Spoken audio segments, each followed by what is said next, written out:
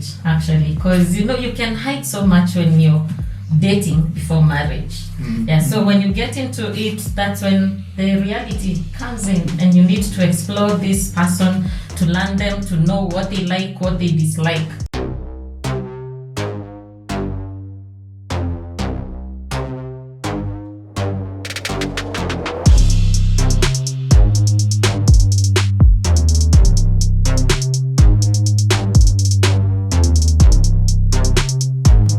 Before you just encourage somebody, encourage someone's marriage out here to grow, and both of you will get, because you'll be speaking to the young ladies or even the young married couples, you'll be speaking to the jamas and that. Just one thing I want to hear from both of you, and it may be the same, but you may define your own different way. What has kept your marriage going this far? Being patient with one another and creating room for growth. So that has kept us going. And then the other thing that I'd advise those who are not in marriage already, for the young girls. Those who are dating? Dating. Or those who are just there? So I'd say that it is good that before you get into marriage, that you get to discover yourself first. You get to know yourself. Wait, notebook. Hapa sasa utaanza kuandika. Hiyo ingine tulikuwa story. Now, discover yourself, number one. Discover yourself. Be complete as you. Be complete. You're not looking for someone else to come and fill up the other 50 of you. You go into it as 100%. You're a complete person, because most of the times you find that there are those who will get married to fill in some of their vulnerabilities. I want to get married because I was raised up in a single family setup, and I want someone who will be a dad in my life. Lakini watu kweli. Wewe ukiona sio kuna pastor yetu aje kwetu nani? Just please, lakini watu kweli. Sio ndio just please kwa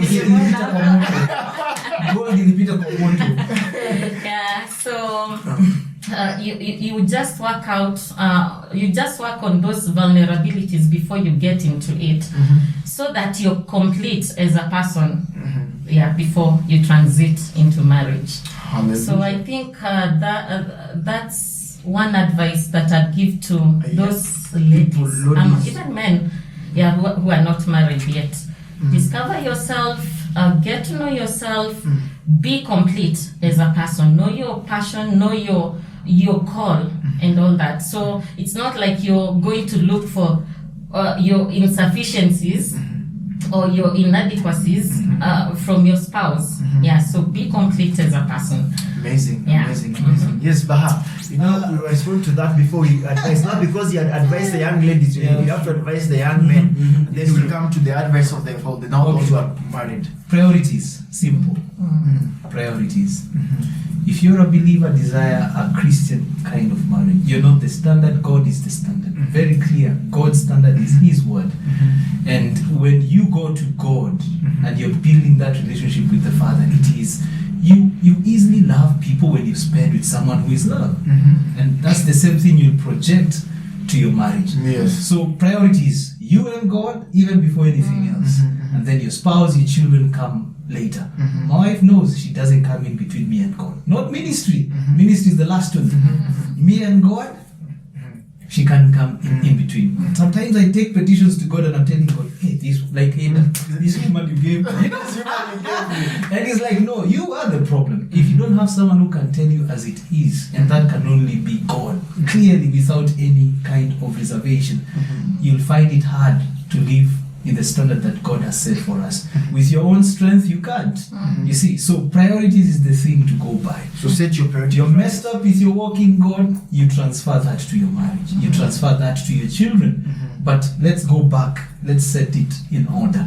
Start with God. Unless the Lord builds you first before the house, you build in vain. You're building on sand. And most of us are building on sand. She built 7 years on sand. And great as it's Right called. now we can laugh about where you go, Jawe. What check you? Before you married, were you in a relationship? Many. I'm not ashamed to say that.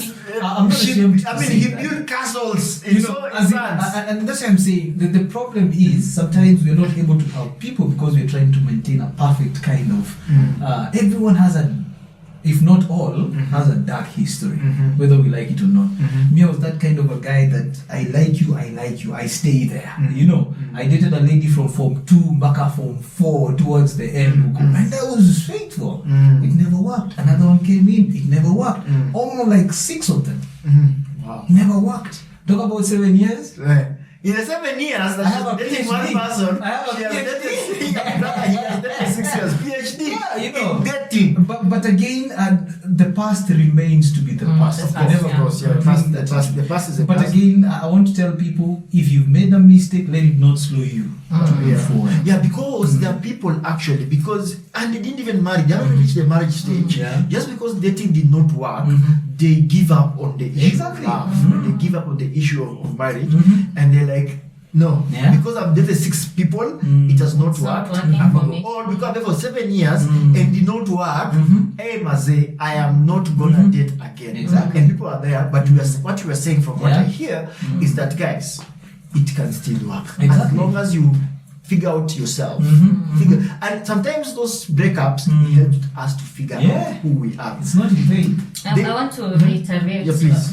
Please, go ahead. what he's just said. Yeah, so your relationship with God comes first. And also, don't lose your passion, your call, because he has his call, I have my call and purpose in life. It's you're not supposed to like get into marriage and lose everything about you. Oh, wow. Yeah, so you get into it, and that's why I said about that you need to be complete even before you get into marriage, so that when you get there, you pursue your call as you complement one another and adjust those places that you need to adjust, because utapata kwingine kuna two rough edges you'll need to adjust in your work together. Yeah. Amazing. Amazing. Guys, that has been an amazing conversation with these wonderful people. We can go on and just talk, but you know, we don't have the monopoly of ideas that will make your marriage work. We don't have the monopoly of ideas that will make your dating experience, thrive. But all we do here is just to share our personal experiences, and these amazing people have shared with us their amazing experience all through dating into their marriage, and there's some things actually they say they are still working on them, how to handle conflict. I mean, the challenge with this age right now that we are in, it's that we want to invest and get it out now. I put my money here, tomorrow I get, and that's why so many of us actually they're investing in bitcoins. I mean, not even bitcoins. They're investing in what will give me money. Coins in Abuja, I mean coins. We want to invest, and from what here, it's 5 years. They are still learning how to deal with issues in their marriage. Don't give up on your marriage just because issues have come up. Just because yes, you're allowed to get mad, and I should say this: you're allowed to get mad, but also in your anger, don't sin. In your anger, don't end up slapping someone's daughter or someone's boy child. But get angry and you realize those challenges every day, they refine you and they make you stronger. Don't give up on your marriage. Don't give up on your marriage in this day and time. And if you're dating, as Baha said, and as she said, know who you are, know God, put God. God is the center. God is the one who glues it.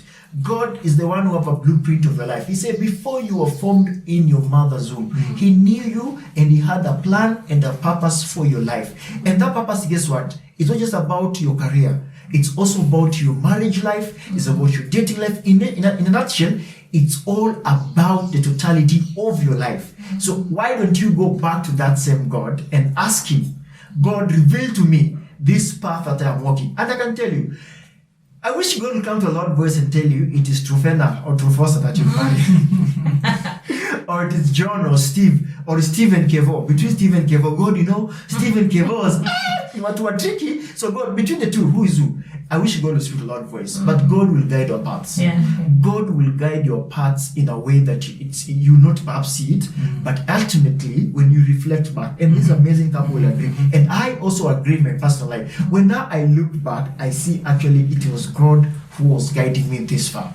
Amazing, and I'm sure you've been encouraged in one or the other way. And if you know somebody who has a marriage story, whether they are single, whether perhaps they are married and they are widows or widowers, and they have an amazing story, just come and share to us. Or if your marriage, something that you know has happened to your marriage, and if you were to share it with the people outside here, it will encourage and it will change someone's story. Please write to us. Just send us their contacts or send your contacts on our number below the screen. We have a WhatsApp line, and if you just need someone to talk to you as well and just encourage you in your marriage, we are here to talk to you. We are here. We'll engage various people, talk to you. Just also write to us and say you need some advice, you need someone to pray. We are willing to pray for your marriage, and God will surely bless your marriage and keep you and sustain you. At the end of the day, this is our focus here at Eagle's Nest Mentorship Forum. Basically, it is to reflect, resolve, and retain that which you've had. And with that, adios. God bless you. Kwaheri sana. We are happy that you guys are with us. God bless you.